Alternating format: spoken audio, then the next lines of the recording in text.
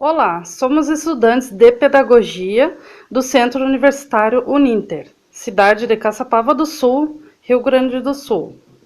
Estamos aqui para entrevistar a Dona Eda Frison, professora aposentada há 20 anos.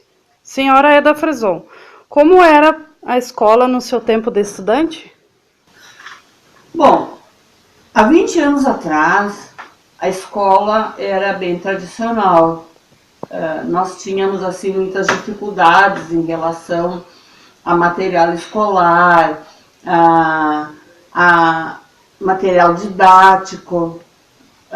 Tínhamos muitas dificuldades assim com as crianças que vinham de muito longe, caminhavam quilômetros para virem à escola. Mas era uma escola onde se encontrava um relacionamento muito bom, professor e aluno. O professor era respeitado como professor. E como era o relacionamento do aluno e professor? Como estava dizendo, senhorita Ângela, o relacionamento professor-aluno era um relacionamento muito bom, era um relacionamento de respeito. O professor era autoridade na sala de aula. Os alunos obedeciam, atendiam às ordens do professor. Eu trabalhava com crianças pequenas, então era uma relação de muito afeto. E qual era o método de estudo mais utilizado naquela época? O método tradicional era quadro de giz e os alunos sentados, a gente explicando e muita decora, muita decoreba, tá? O material audiovisual praticamente não existia. Mas os alunos tinham bastante interesse, eram muito interessados nos estudos, eles dedicavam seu tempo aos estudos. E os pais participavam do processo educativo com os seus filhos. Então a gente não tinha assim dificuldade, até porque o que interessava para eles no momento era estudar, não era o que existe hoje, a televisão, os meios de comunicação, as redes sociais que estavam em primeiro plano. Para eles, estudar era o mais importante. E qual era a diferença do ensino hoje para o ensino de antigamente? Eu vejo assim que não mudou muito. Mudou, naquela época a gente trabalhava de primeira do pré até a quinta série. Então a criança entrava na escola com 7 anos de idade para a primeira série, né? Com 6 anos ela participava do pré-escolar e depois ela entrava para a primeira série até a quinta. E da quinta, então, começava de primeira a oitava e depois era o segundo grau. Agora a gente sabe que mudou. Eu assim não tenho maiores informações como se processa o ensino hoje, mas eu sei que é diferente. Mas a educação daquela época e a de hoje, eu vejo assim que os meios de comunicação interferem muito na educação da criança. Interferem para o bem e também para o mal.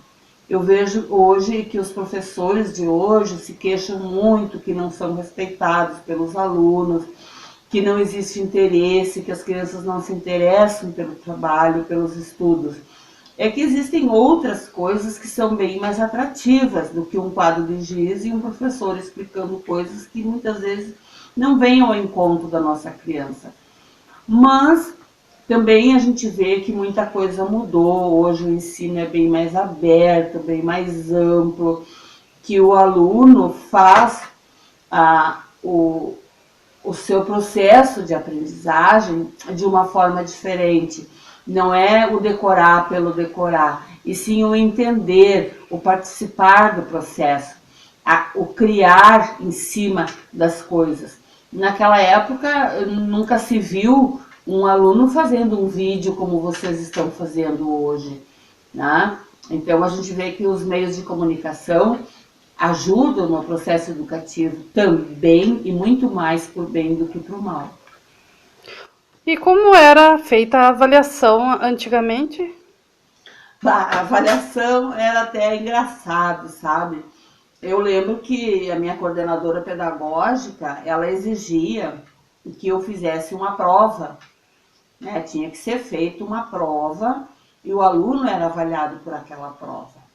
Não existia aquela avaliação contínua do dia a dia, da participação do aluno, do crescimento do aluno no processo de aprendizagem.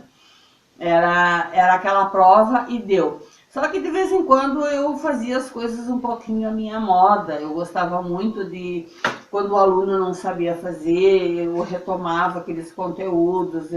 Eu fazia um processo de recuperação que não era uma coisa oficial na escola, mas dentro da minha sala de aula eu fazia isso e era muito bom, era muito gratificante, porque no momento que a criança ia fazer sua prova e não sabia fazer aquilo, e me pedia ajuda, professor, eu não sei, em cima daquela explicação que eu estava dando, é que vinha a aprendizagem real para aquela criança em relação àqueles conteúdos. Bom, eu queria agradecer a senhora pela entrevista. Eu entrevistei a senhora Eda Ana Frison, professora aposentada há 20 anos, com 62 anos. Muito obrigada, senhora Eda Frison. Obrigada às alunas de pedagogia, foi um prazer. Espero ter contribuído alguma coisa no processo ensino-aprendizagem de vocês.